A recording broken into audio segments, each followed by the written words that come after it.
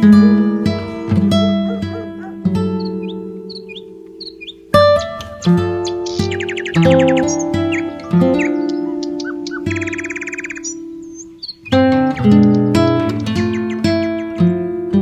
the beginning of the 20th century, in a countryside area far from the city, lived Benito's family, consisting of his wife and 3 children. The house they lived was modest, but next to a lot of green, since there was a native forest around it.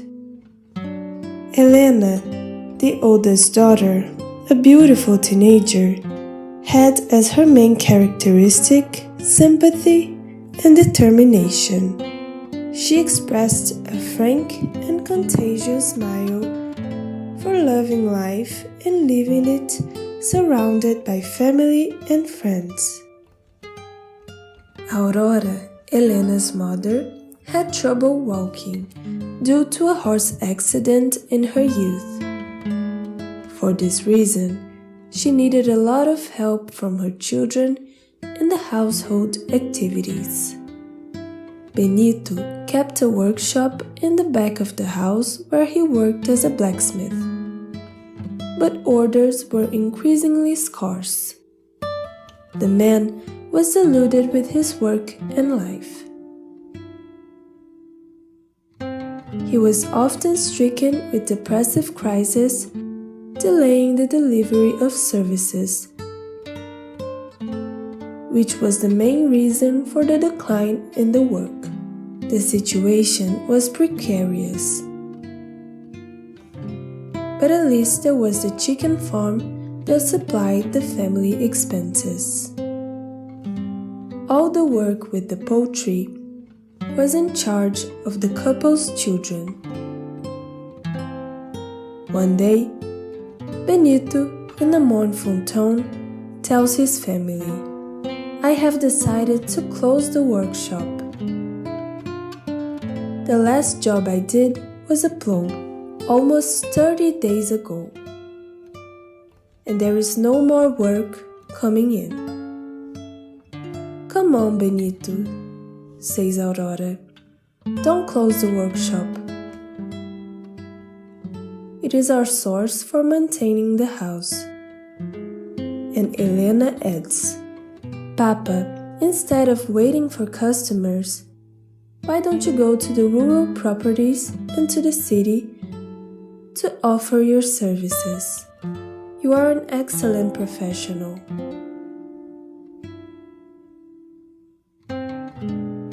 However, the blacksmith was completely discouraged, as if he had a great weight in his shoulders.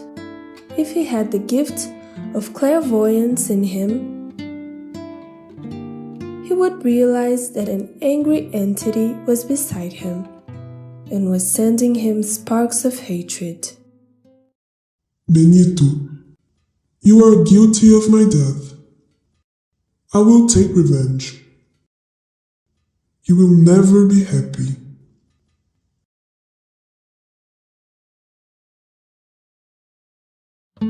These emanations, directed at him, gave him great guilt because a tragic event had occurred when Benito was still very young. One fine day, Benito went fishing in a river a few leagues from where he lived. With him was Lauron, his childhood friend, an authoritarian and stubborn young man. They were in a canoe, fishing. It was a very hot day, and Lauron decided to cool off by jumping into the water. He orders Benito, "Pull the canoe over to the shore, Benito, and come swim." Benito replies, "I'm a terrible swimmer, Laura, and the water is getting rough. I'll keep fishing. It is safer here." Laurent doesn't like to be contradicted and holds the end of the canoe forcefully. Benito takes his companion's hands off the canoe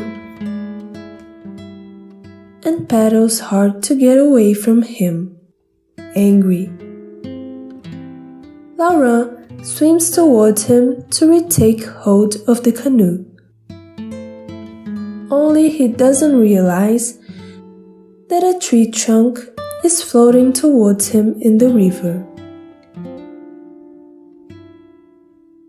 The heavy log approaches and injures Laurent in the head, causing him to faint. The boat is also hit, throwing Benito into the river. Fortunately, he manages to hang on to the small boat and makes it safely to a shallow part of a backwater. Not so for Laurent, who is tragically swept away by the waters and perishes, without Benito being able to do anything. Every time Benito remembered the tragic event, a great guilt dominated his mind, making him fragile and indifferent to everything. In light of this, Aurora takes the initiative to increase the vegetable garden area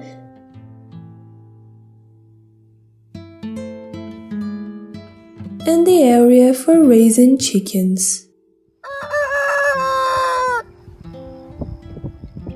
She calls her children to help her in the task, and even with all her limitations, she demonstrates great leadership and willingness to work. Benito, ashamed seeing his family members so committed to the activities, comes out of inertia and joins them. His strong arms were important for the production of the vegetable garden and the farm to prosper. He weeded a large space, made new beds for vegetables, and built a large chicken coop for the poultry. With this, the production increased and they had good yields. After a few months, to everyone's sadness, a disease affected the birds. They fell to the ground, cackling as if they were knocked out, and nothing was left of them. With this fact, Benito returns to the depressive crisis in a more intense way. He stayed most of the day lying in the hammock looking at the horizon, oblivious to everything. Aurora didn't know what else to do. Helena, very loving, expresses herself. Daddy, they say that when one door closes, others open. Why don't you think about getting a job in the city? No, my child, I don't have the strength, and no one would give me a job the way I am. Nothing could move the blacksmith, increasingly discouraged. Basic food was scarce on the table. Luckily, they had vegetables and greens that they harvested from the vast fields, which at the moment were the family's survival. Helena would not give up. She then asks her brothers and sisters for help, and together they go to a nearby ravine and collect clay to bring it home. Happy with her daughter's initiative, Aurora, who was a wonderful artisan, guides her and they both mold the clay to transform it into ceramic material, creating beautiful vases, using the oven in the workshop. After making the artifacts, the young woman asks her parents' approval to take them to the fair in order to earn money to the family. Benito is indifferent. However, Aurora is optimistic. On Saturday, Helena wakes up at dawn and puts the vases and jugs in the cart. She goes with her two brothers to the fair that was next to the town's main square. They choose a well-positioned spot and display the handicrafts for sale. They stay there until the last stall is dismantled and the sweepers start cleaning up. However, only 3 handicrafts were sold.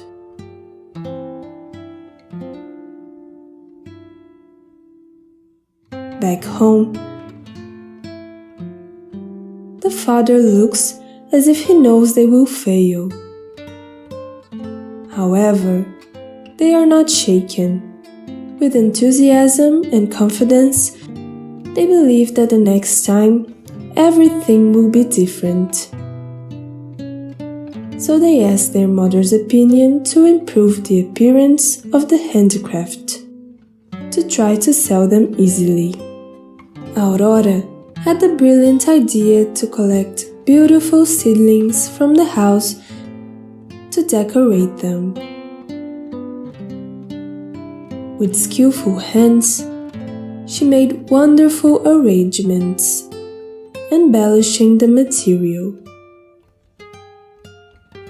On the following Saturday, the trio was there, making all the preparations. Before leaving, the 3 young people stayed close to their parents and said a deep and heartfelt prayer, asking God for protection so that they could sustain their home through the sales of the jars and vases. Helena and her brothers and sisters arrive at the place where there was already a buzz of market traders. They spread out a quilt on the ground and expose the material for sale. The crowd gathers up and all the merchandise on display is sold. Happy, they go to the nearest grocery store and buy everything that was missing at home. On the way home, Helena drives the cart so that they could arrive soon and tell their parents the good news.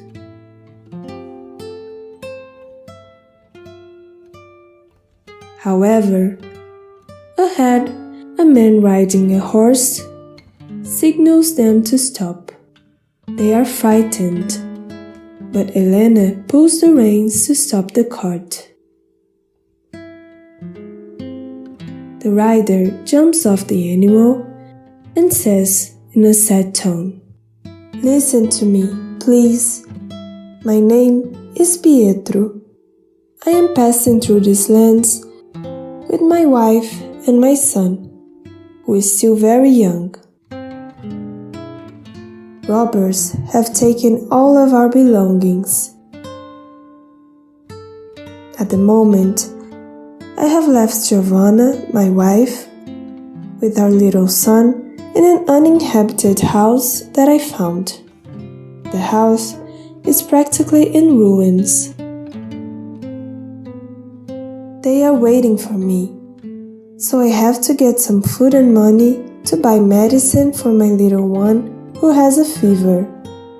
We were very cold tonight because even our sweaters were stolen." Helena looks at her brothers as if to ask their opinion, but they remain silent. Then she compassionately hands the man part of the food and money that was left, and hands him the quilt she had taken to cover the handicrafts. Then she quickly drives the vehicle back home. At home, she reports the whole affair only to her mother, as her father was getting worse and worse.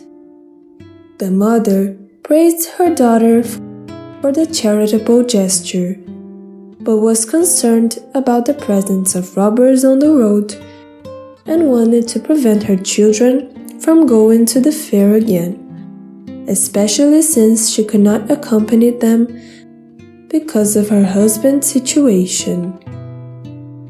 Helena let a few days pass and ended up convincing her mother, saying that when she returned from the fair, she would accompany the other market vendors. This way, she was able to reassure her mother. The following Saturday, the trio of siblings were there, and once again, everything was sold. At the end of the service, they went to the pharmacy to buy medicine for their father. The attendant sold them herbal medicines and warned them about the importance of bringing their father to the doctor, for he needed it. Soon after, they go to the grocery store to do the shopping. This delays their trip, and they miss the company of the market people. It was already late afternoon, and the young people were happily on their way home. After a curve, a big scare. 3 men appear out of nowhere, forcing them to stop. The evildoers demanded that Helena and her brothers and sisters get off the wagon and promptly took everything, including the wagon itself. Helena tries to reassure herself and her siblings, thanking God that they are still alive, without a scratch. The brothers walked back home. Ahead, their young brother steps badly and has a sprained ankle and starts walking slowly. At some point, he stops and can no longer walk because the pain becomes unbearable, and he is carried by his brothers with great difficulty. It was already dark, and they see the light of a fire near where they were and come closer. Soon they see a house in ruins and realize from the noise that there were people inside. They approach and ask for help. The man comes quickly to answer. For the trio's surprise, it was the same man who had asked them for help on the road a few days before. He also recognizes them and invites them in, helping the boy with his dislocation by taking him on his lap. Giovanna asks her husband to place the teenager on an old rug that was lying there.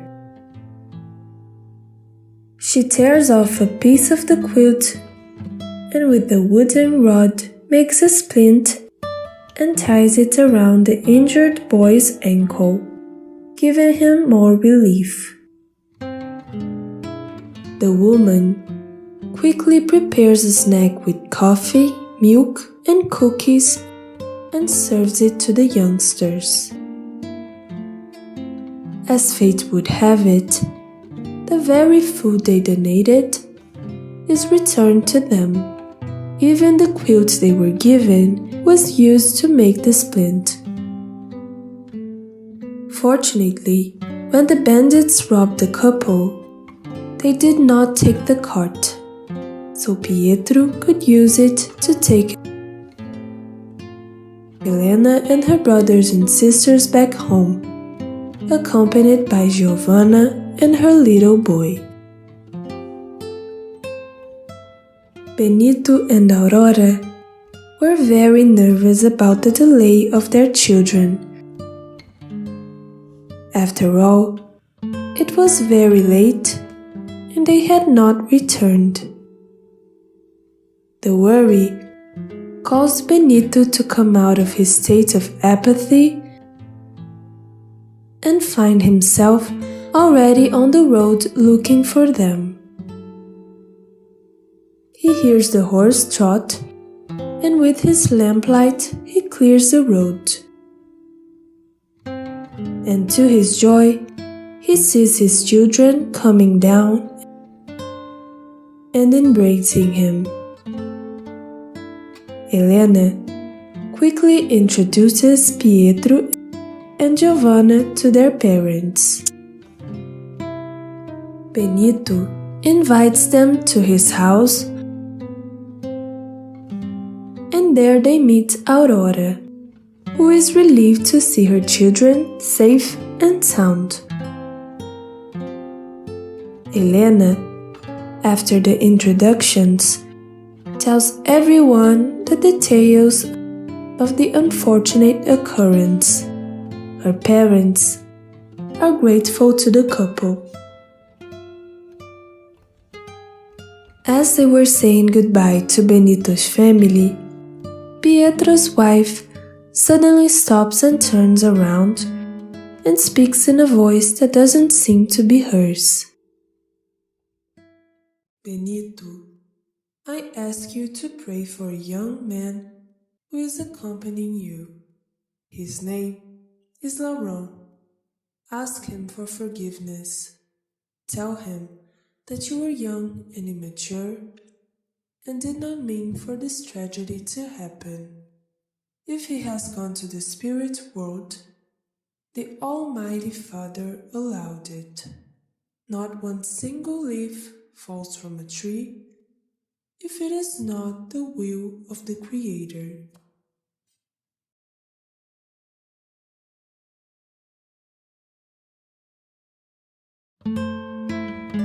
Benito is very surprised. He had never mentioned such a tragic event to his children. Only his wife knew.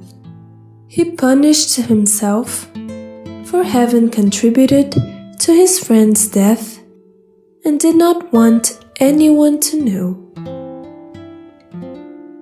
At that moment, through the mediumship of that woman and Benito's sincere request for forgiveness, Laurent's spirit is welcomed by invisible and loving hands.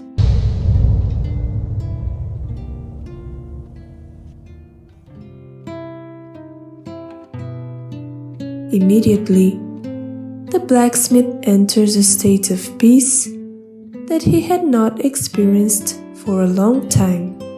Benito couldn't thank them enough for so many gifts, the rescued children, and now the blessing that had been given to him, a true liberation. Moved by gratitude and compassion, Benito and Aurora take in the couple and their little son, offering an empty room next to the workshop. As the days go by, Benito reopens the workshop with Pietro's collaboration. Aurora and her children, with Giovanna's help, make increasingly perfect ceramic artifacts, and both families help each other. Giovanna was satisfied, for she began to exercise her mediumistic gifts with wisdom and with much love for so many who needed her.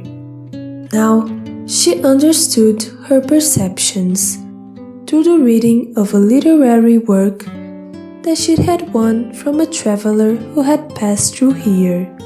The man had benefited from Giovanna's healing talents, and as a thank you,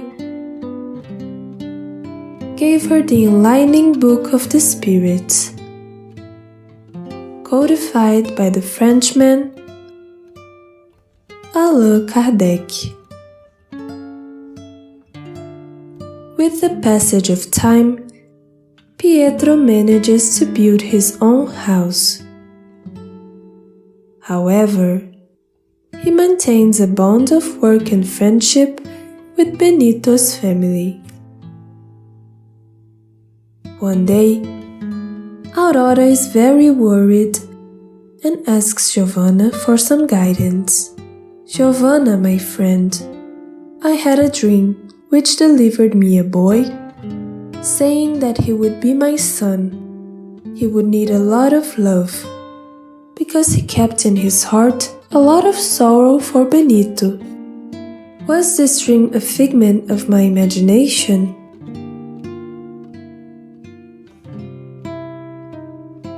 And Giovanna tells her, "Aurora, many times we have the merit and are assisted by the good spirits. Through dreams, they bring us messages in our favor and in favor of our loved ones. I don't understand. How can a child be born with sorrow? How can this happen? There is a divine law of attraction. We are attracted by love and also by the lack of it. In some situations experienced, we may have hurt someone, and the blood tie is a great means of reconciliation. Jesus told us, reconcile with your adversary while you're on your way with him.